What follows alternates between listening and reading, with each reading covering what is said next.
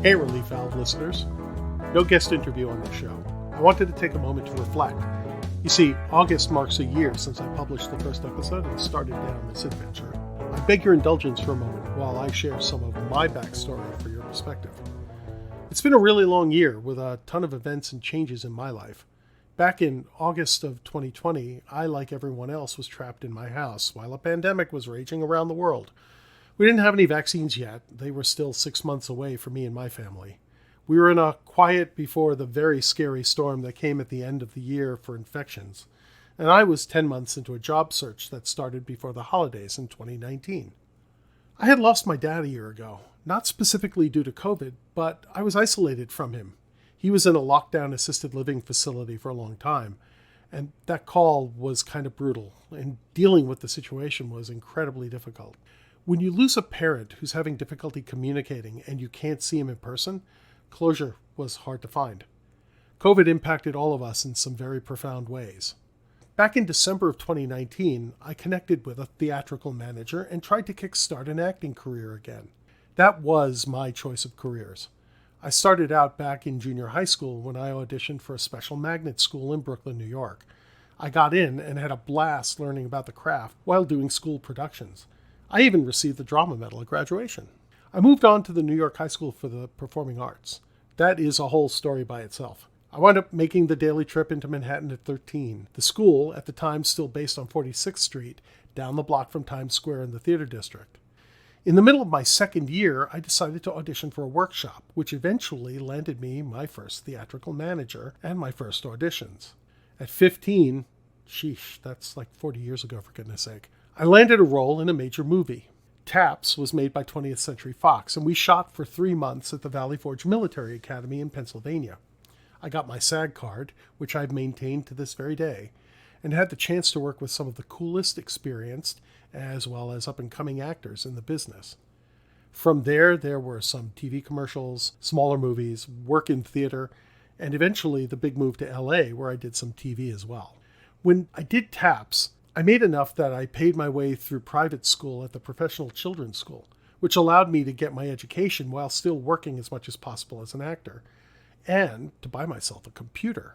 Now, mind you, this is 1981, and the world was a different place. Apple had just released the Apple II, and the IBM PC was still a year or two away. But I had this idea of being able to write computer games in my spare time.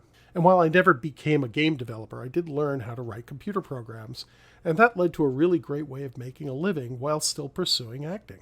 It was a bit more lucrative than waiting tables, and it provided a profound effect on my future because it provided me a way to have a second real career. That became my primary career in my mid-20s when I decided to settle down, get married, and live a more conventional life. Hindsight being 2020, I realized that having that relief valve in my life made it easy to walk away from my first dream. My mom had always told me not to put all my eggs in one basket, which is great advice. But an important lesson I realized a lot later is that if you want to make your dreams come true, sometimes you have to limit the distractions. No regrets, just some thoughts. As a computer guy, I've had a great career, spending time working on Wall Street and in the aerospace industry, and eventually landing the best of all my worlds as part of the Disney Animation Studio. First as a systems engineer and eventually managing the infrastructure team that built their first digital animation studio. I had a great 10 years at Disney. I worked on all the animated films from Mulan through Chicken Little. I learned about how the movie business worked from some great mentors and had opportunity to work on world-class animation and visual effects. And through my ambitions, I moved on to help build and operate the broadcast studio at CBS for 2 local TV stations in Los Angeles, KCBS and KCAL, before eventually landing at DreamWorks Animation. Ambition is an interesting thing. It's an absolute requirement to grow and find new success, but it's also rife with risk. I left movie production to join the e-commerce space with a company that produced fitness products.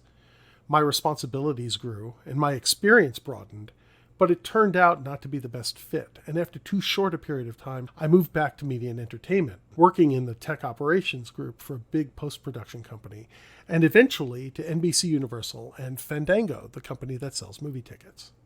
I really treasured my time there. I learned a lot about different technologies, e-commerce, website operations. We also owned the RottenTomatoes.com website, cybersecurity, privacy, and how to implement it, and got to stay connected to the big studio culture at the same time. One of the things I will always be thankful for was being able to work at 30 Rock in New York City. You know, having grown up in New York, that place was like a temple for me.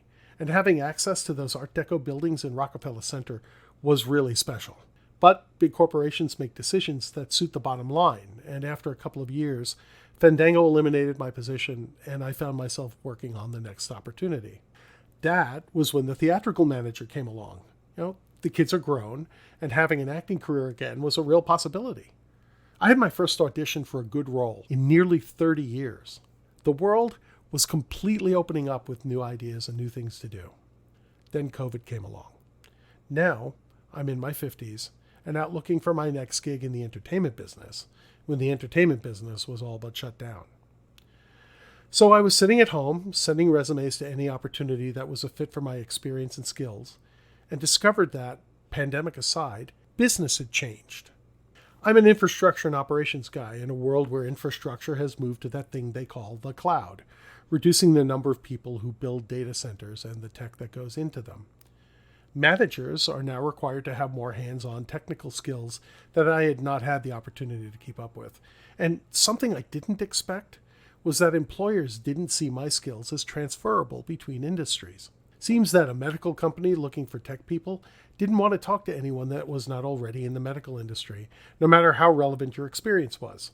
I mean, I understand, but I had always thought that my knowledge and experience would transcend. So while I'm sitting at home in the midst of the COVID lockdown, prospects for the future kind of confusing, I found myself going stir crazy. I needed something to give me a purpose that would provide both a creative outlet and at the same time expose me to parts of the world that I had no exposure to. And that was where the Relief Valve podcast came from. I taught myself how to record, edit, and distribute a podcast, and started to line up people who I thought had interesting stories to tell. To be honest, I never knew how long it would last. Recommendations of friends for guests helped keep things going, and I've made it to 31 interviews with a very diverse group of people who've taught me a lot about the world through their perspective. I got to better understand how things like the pandemic relief bills actually supported businesses, for example. I also learned a really important lesson that one-size solutions don't fit all. See, here in California, we took a sometimes confusing approach to how we should control the spread of COVID. But in a state with 40 million people, most concentrated in big cities, the small towns didn't necessarily have the same problems we did in a place like Los Angeles. And that was just as much the case in other states or even in other countries. Although we could all try to play nicer with each other. Now, here we are. It's a year later. And things are definitely better. I'm working in, ironically enough, the game industry. I feel my perspective has broadened a bit, but we're still very much on the razor's edge and having to make adjustments as we go. Maybe this is the new normal? Probably too soon to tell. If you're listening to this, I hope you've had the chance to catch some of those perspectives. I know we don't reach a lot of folks. I wish I knew the secret to finding a bigger audience. But I treasure each and every one of you who take the time out of your busy lives to keep listening. I hope it's been good for you as well. So what's next? One of the things that made Relief Valve valuable is hearing how others around the world are in the same boat. This is probably the biggest shared experience of all of our lives. And every day, we all demonstrate how our ingenuity and persistence turn this basket of lemons into lemonade. And while COVID is going to be with us for a while, I'm hoping to pivot this podcast a little bit into focusing more on what my guests do, how they do it, and how their ambitions are guiding them into the future. I know I have a lot more to learn, and I'm looking forward to talking about how the new normal takes shape and what it's really important to everybody. If you have a story to share about your world and how it's taking shape, reach out. If you're willing to talk about it, I'd love the chance to talk to you. I'm convinced that when we share our experience with each other, it gives us a chance to grow and encourages us into a brighter shared future. Thanks for listening. I think of all of you as friends, and I hope all of this has brought you some joy. Here's to another year of sharing stories with you.